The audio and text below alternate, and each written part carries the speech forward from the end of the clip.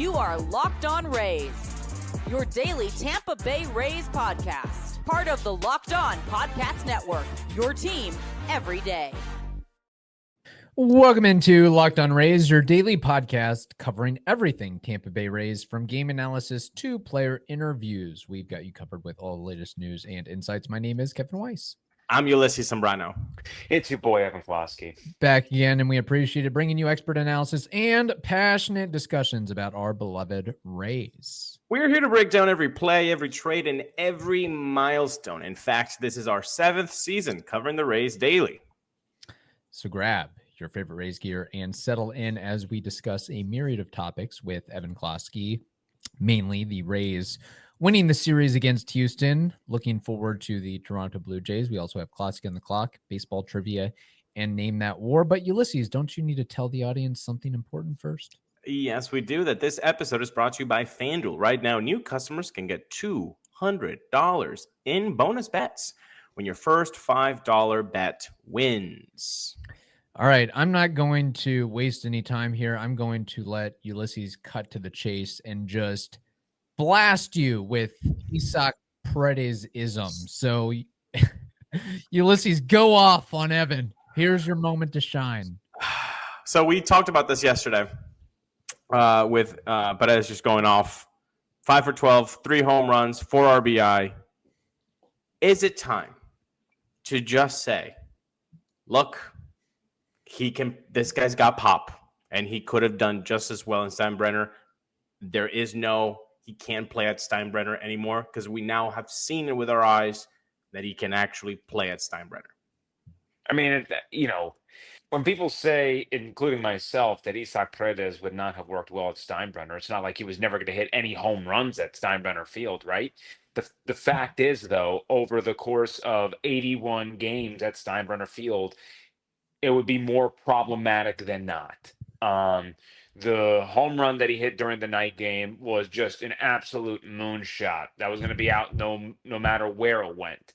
But during the day game, the wind, during day games, wind is much more fortuitous for hitters than night games. We saw a boatload of home runs in that day game to end the series with Houston. If you go back to some of the other day games they played at Steinbrenner Field, it's been a similar sort of result. So, look, Paredes wasn't going to come to Steinbrenner and just, hit 0 home runs. But the fact is, no, he would not be as good of a hitter at Steinbrenner as he would have at Tropicana Field.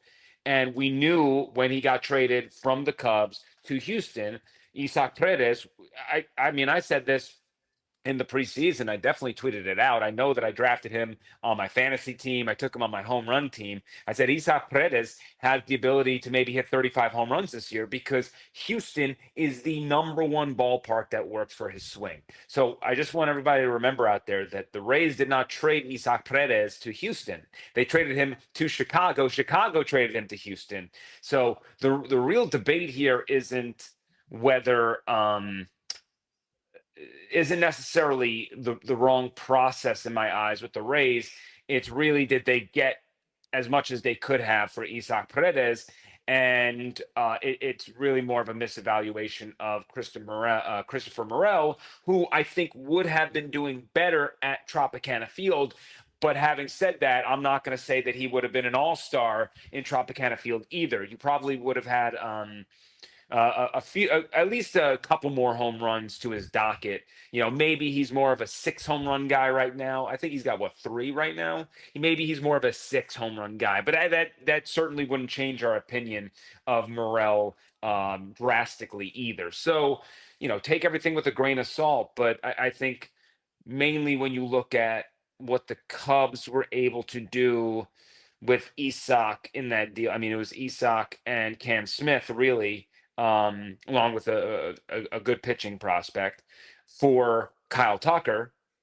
Well, the ceiling there on the return seems like you could have maybe packaged Isak with something to get a little bit more. So the real complaint is the evaluation of Morel, not really the process of trading Isak, because again, his hitting profile is razor thin, and as good as it is right now, It was great for the first half of last year as well. He was an all-star. Go look at the back half of the year when he played in the ballpark that wasn't to his liking. So, I still don't necessarily blame the Rays for doing that deal because they needed to create a spot for Junior Caminero. They have Aranda. It's a whole logjam situation. They have Yandy. They're just really stuck. And I'm not out here to crap on Junior Caminero when he's a 21-year-old trying to figure out Major League Baseball. And he's still probably going to wind up with 25 dingers. So look, I get it. He just pummeled the Rays, but I don't think people should be overreacting to Isaac Paredes, especially considering I didn't hear crap when he was struggling in Wrigley last year. Would it have been smarter for the Rays to hold on to Paredes, make it work with Caminero on the roster, knowing that eventually there is an expiration clock on Yandy Diaz? I mean, we've had some discussions internally that the Rays may likely trade Yandy Diaz at the deadline. So I honestly align with Ulises in the sense that you can find a way to create a spot for a guy that has 30 home run potential on your roster. But how much does that really change what the Rays are going to look like? Yandy Diaz is an amazing hitter as well. And I know the beginning of last year was crap. The beginning of this year was crap. But when you look at his bat and ball, like everything that you look at, it's a little bit of bad luck. He's smoking baseballs still all year long, 100+ mile per hour. And yes, he hits it on the ground a little bit too much, which is problematic. But removing Yandy Diaz from the lineup so that you can fit Isaac Paredes in there doesn't create this drastic difference in what you think is going to happen. Paredes is hot right now, but he's going to be a 250, a 260 type of hitter, and he's going to go on his runs with power, and he's going to go on his stretches where he just lollipops it up a million times. But that really is him because his margin for error is so thin. If he doesn't connect with the baseball exactly at the right time, it's going right up in the air. So he is one of the more I don't want to say unique because that's one of a kind, but there are very few players out there like Isaac Paredes. And I understand the problem is the evaluation of Morel just looks wrong. I don't blame the trade.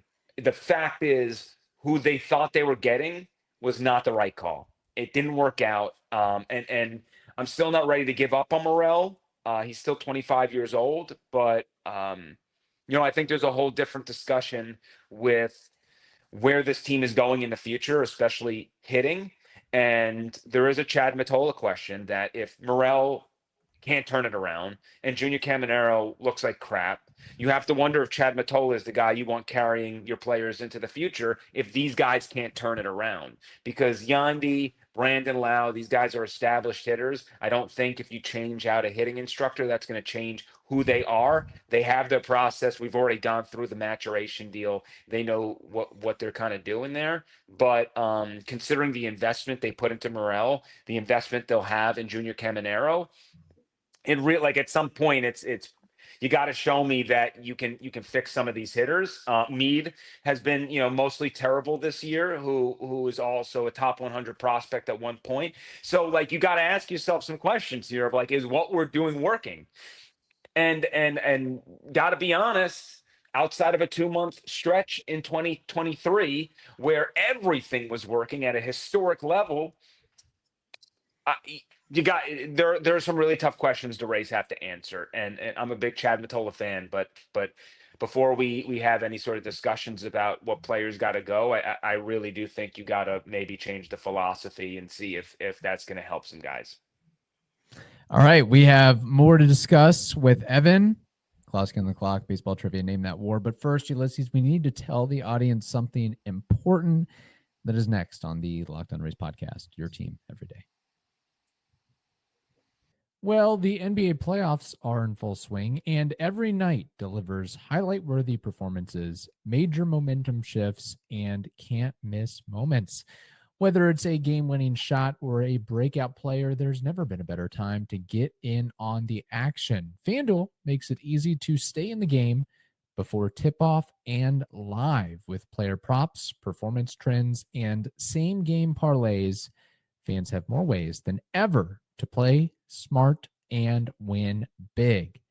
Are you new to FanDuel? Well, it's the perfect time to sign up. Head over to FanDuel.com and place your first $5 bet. If it wins, you'll get $200 in bonus bets. Make every moment more with FanDuel. They are the official sports betting partner of the NBA. All right, back at it. It is time for Closky on the clock. It's time for Closky on the clock.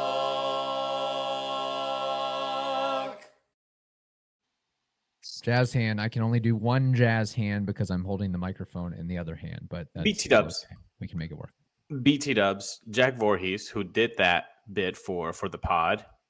Just want to give him a shout out because he did the national anthem the other day at Sambrano Field. Yeah. So shout out to Jack. Cool. Shout out to Jack and Evan. Shame on you for not covering that unique national anthem situation. Yeah. So be better, Closky. Fair enough. All right, Closky on the clock. My first question, unless Ulises, you want to kick it off. No, you go. Okay.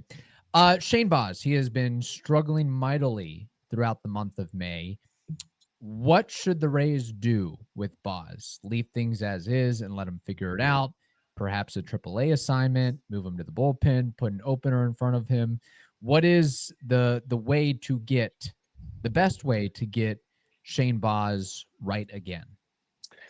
There's two philosophies of thought here. One, you say he's a young pitcher. He's got to learn how to pitch through this type of stuff. We got to figure out how he's going to react to a full season of work. You got to remember with Shane, he hasn't really been stretched out for a full season. It's just been spurts. He's been injured and all this stuff. But yeah, certainly as far as the pitchers are concerned, he's definitely sticking out like a sore thumb. So there is an element where if the next start does not go well, that maybe you give him a break, right? Like to me, at some point, I think you got to bring up Boyle, give him a chance, and you got to put some pressure on him. You know, I don't know what else you want to do. I'm not in the business of sending Shane Baz down, but there maybe is a spot where you can skip him in the rotation to kind of work on the side with him and figure some stuff out, because I just don't believe in the school of thought that, hey, let's just keep doing the same thing. Like at some point you have to challenge your players to be better. And if not, we're going to bring someone up who's going to push you. So that's the way that I kind of view it. But I do believe that you probably have to be a little patient with him. You know, it's funny. We were talking about that a little bit earlier. The slider just getting hammered. Like I think the slugging on it is like 1,300. Like it's just that pitch has to go. That pitch has to go. So like, if we know that, the Rays know that. So correct. I'm just thinking, is it something as soon as the first May start happens? Are they going like, hey, we are seeing this? Do they let a guy kind of work it out himself? I don't see the Rays not acting on things. They have information. They would act on it. So perhaps it's just the execution, like the information is there. My guess is it's not working. My guess is it's execution. My guess is they believe, and I'm just speaking out my butt right now. Would have to really ask some more questions and get back to you. But my assumption would be that it has something to do with execution, and they see where his slider works off of a certain pitch that it really should be married together. And when you look at, the data, that it really should be a lot better than what it's doing. But yeah, it's at a certain point, you got to retire the pitch temporarily while you work through those issues. And then you can bring it back and see if you can, look, if it's not working, let's take a break from it. Let's go with the pitches that are working. And in my opinion, it can't be much worse than removing the pitch can't be worse than having the pitch. So that's where, like, it's at some point you got to just say, hey, let's table it for a start or two, work on it on the side, and let's just see how this goes. this is bringing me bad 2021s. Michael Walker, can you please stop throwing the damn cutter for one bleeping start? And then he did fine. This is giving me a lot of those vibes. But Yeah, I think it's just persistence. Look, I mean, I always say this about the Rays. Part of their charm is their patience, but part of their stubbornness is their patience. So it just, there's a fine line there, and I really do think that sometimes the patience pays off, and I think sometimes they're too patient, and it hurts them badly. So they still, at least they're consistent in that. But I'm with you. I get the frustrations, and I am trending towards getting a little bit confused why they keep pushing a thing that's not working, but we'll see. Yeah, we'll see. Yesterday we saw something that we rarely see. By the time that this is on, it'll be Wednesday when we saw something that we never usually see, and that was a little bit of fire from Mr. Kevin Cash. And boy, I've always said it. I'm in for it. Kevin Cash mad is the best type of Kevin Cash. I think most fans get a kick out of it because they see like when we tune in for 162 and things are not going that great, we want to know that the players and the managers feel as much as we do. And logically, obviously they do, because for us, it's just a hobby. It's just something we watch. For them, it's their livelihood. They care. But it's nice to see it, live, that it's actually there. What are your takes on Cash getting ejected the other day? Do you think he had some merit? Do you think it was a little bit overboard? I mean, he actually came back down and then came back up again, and Linares didn't have a chance to hold him back. Look, I'm all for it. And I'm never one of those people that, like, I want to see more fire from you. I always think that stuff is overrated. I hear it with Todd Bowles all the time. John Gruden was fiery. Todd Bowles is not. Tony Dungy was not. Kevin Cash is not. Joe Madden, a little bit more oriented. Everybody is pretty successful in their careers when we log it all up. So I don't really put too much stock into it. I think that you got to pick your moments. It's only the 19th time ever that Kevin Cash has been run. I think a lot of that was frustration from the night before with the tomfoolery of the home plate umpire, who was the crew chief, screwing up that strikeout where they checked it down the third and it was a clear no swing. And yet the home plate umpire took it upon himself to call a strikeout. That pissed Cash off. And then it was a similar issue that happened the next day where they screwed up a check down to first, or, a check down to the corner situation, and he was getting overruled. Or it just, I think his fuse with the crew had left. And also that inning, the game was slipping away. And I really think the crew chief, the crew issues on top of the game slipping away, I thought melded to this point where Kevin Cash saw it as an opportunity of, like, that's it, I'm going in. Like, it's time. So, I don't think he really is not an emotional guy. So I don't see him really getting into those points of saying, like, it's time for me to just get run one of these days. But I just think it was a huge kind of avalanche of a couple of things happening at once. And he was salty. But the players loved it and the fans loved it. And so, it means more when Cash does it, because he never does it. So exactly. and I respect that type of leadership. And Kevin's muted because it's unbelievable. Like, with this guy. We've been doing this since 2020, bro. Come on. His microphone. I was off mute on the screen. Here's the excuses you live. You're going technical on us? You're going technical on us? Yeah, that's a sad spot to be. Mind you, this microphone is from Temu, so occasionally there will be issues. No doubt about it. Yeah. Regardless, as I was saying that nobody had heard, Friday, Saturday, and Sunday, the Rays have the Blue Jays at Steinbrenner Field. Friday matchup, TBA versus Drew Rasmussen. Saturday, Jose Barrios versus Shane Baz, and then Sunday, Chris Bassett versus Ryan Pepio. Evan, make the case for why the Rays can win this series. Either take 2 out of 3 or do the old sweeperoo. I mean, the case being they just won a series in Toronto, right? With, 2 of the 3 pitching matchups are pretty much the same. Ryan Pepio, the last time out, pretty much shut them down if it wasn't for a silly pitch in the 6th inning there that ruined his outing, which was I still feel bad for him in that game because it was such a good outing and he just one bad pitch really sunk it. Look, it's going to come down to pitching. Drew is clearly the best pitcher on this staff, and the fact that the Blue Jays are going to kind of wing it in one game, you might be able to jump on top of them games 1 and games 2, gets you the series win, and then you're really kind of in a toss-up situation with Chris Bassett on the mound. But again, it's a Sunday game inside Steinbrenner. The ball is going to be flying out of the ballpark, so it really is going to come down to who is going to step up. But at least with Berrios and with Bassett, you're facing righties. And when the Rays are facing righties, they're a pretty darn good team. All right. Ulises, you have any more Closky on the clocks, or are we moving on to baseball trivia? Name that war. I think we're both pretty excited about your very well planned baseball trivia question. So I think we should get on to that. No Walls question? Okay. Got it. Yeah, no Walls people, question. People are asking for Taylor Walls. We already talked questions. about Taylor Walls and his sack fly, which, I mean, I guess that can be a quasi Closky on the clock. Was that not a routine fly out that somehow the defense lazily didn't do anything with it? Yeah, did you notice that? Like, the catcher didn't have any urgency. It was kind of a pop-up, and it actually worked out. Like, what was that about?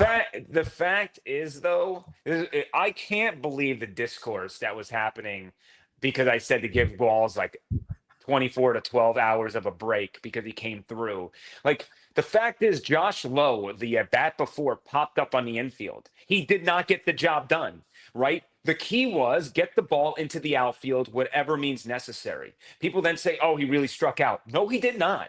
Do I have to go through every missed call in a 162-game season by an umpire? Should it have been a strikeout? Yes. Was he struck out? No. So I'm not going to blame a player for not striking out when he didn't technically get struck out. So I hate that crap. And then nobody yells the next day when Chandler Simpson and Jonathan Aranda in the first inning against Houston to tie it up 2-2 hits some seeing eye singles, some BS type of hits. Nobody jumps on their throats saying like, well, those were lucky hits. No, everything is narrative framing. Taylor Walls is a horrendous hitter. No one's saying he's a great hitter, but he did come up in a moment, second and third, one out, get the ball to the outfield. He did it. And the fact is, it won them the game. So, you know, the day before, he didn't come up in those spots. A lot of other times he didn't come up in those spots. He is not the guy I want up in those spots. But that night in particular, he did a job. And that's really the end of the conversation for that. And anything else that people say, you are just a 100% hater. And I understand the hate. But like, you got to give credit where credit is due when he comes through, and then 24 hours later you can complain about the next thing. I mean, I think the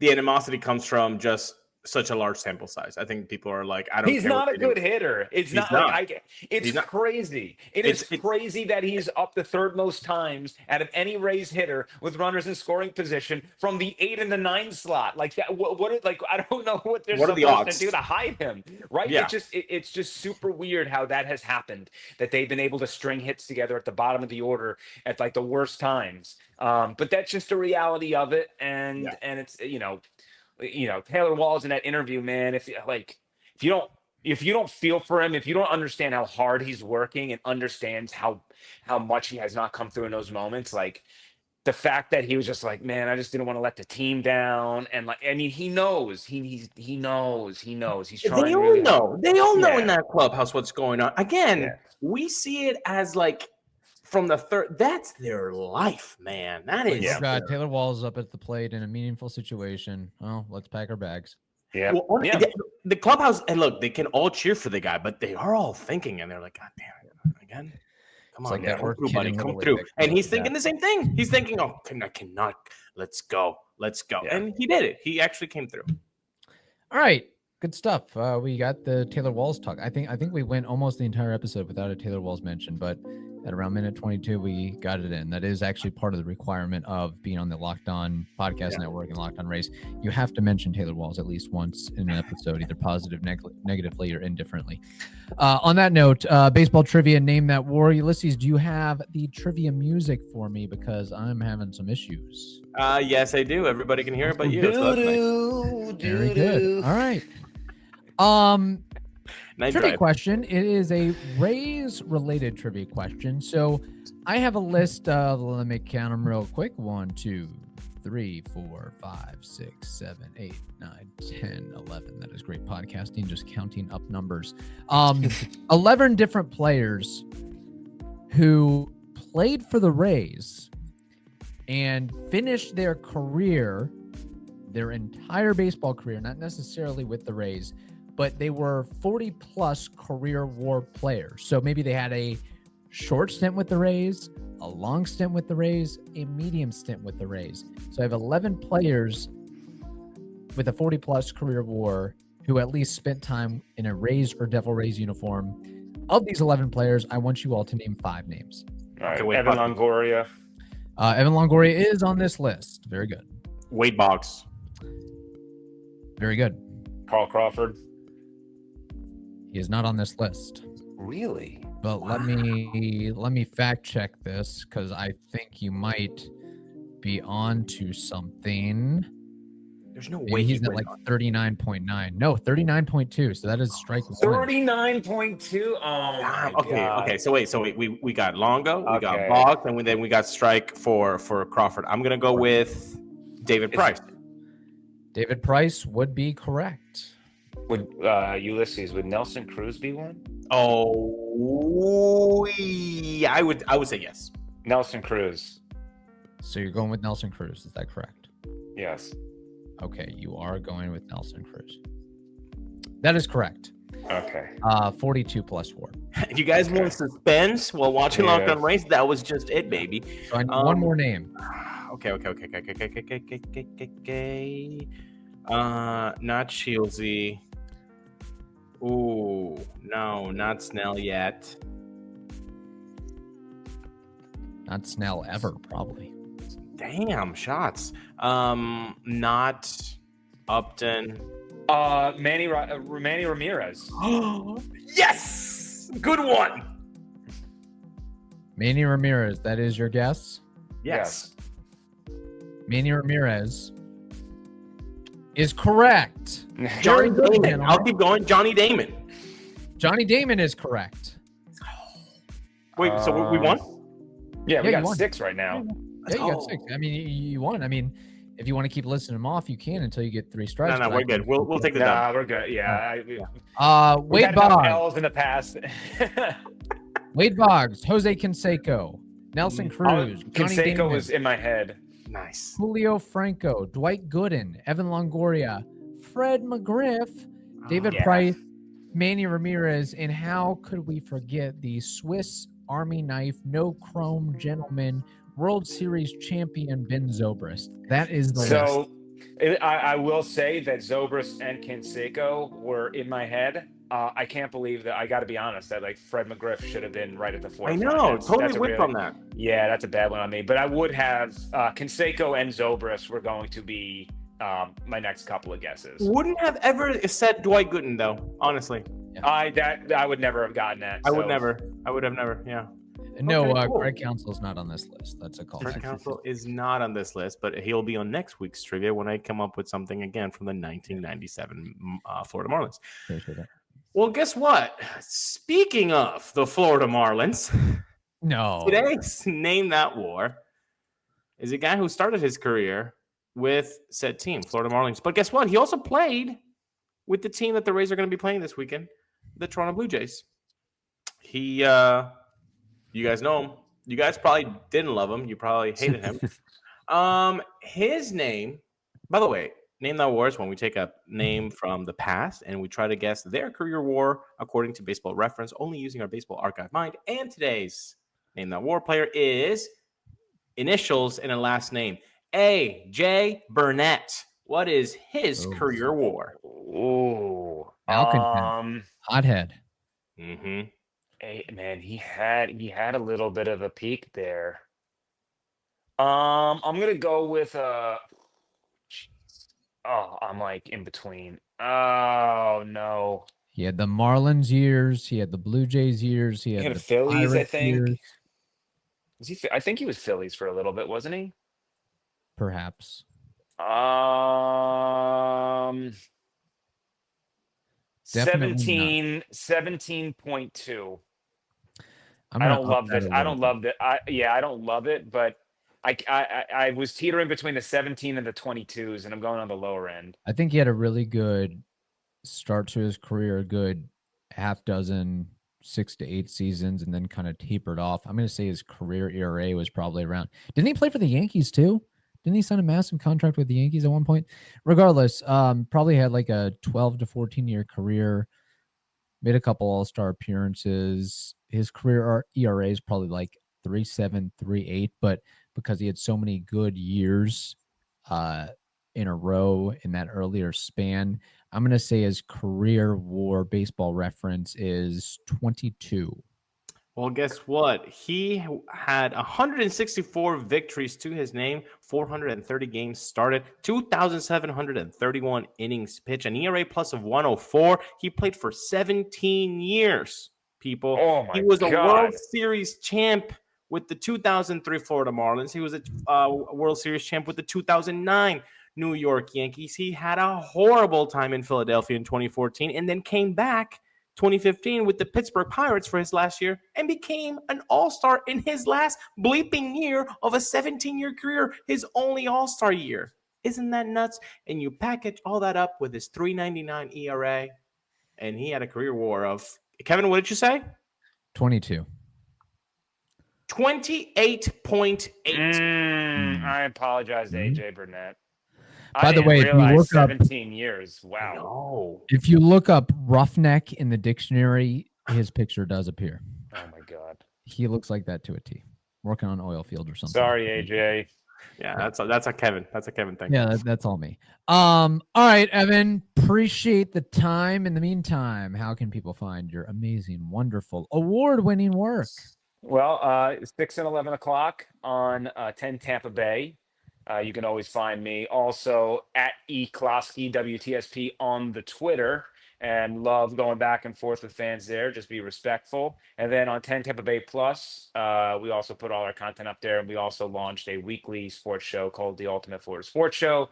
Talks about all things Florida. So we do sprinkle in Bucks, Rays, Lightning when pertinent, but we do talk about every Florida team when it is important to do so. So yeah, come along. But mostly you can engage with me one-on-one on Twitter, and I'm very interactive and like to have fun during games as well.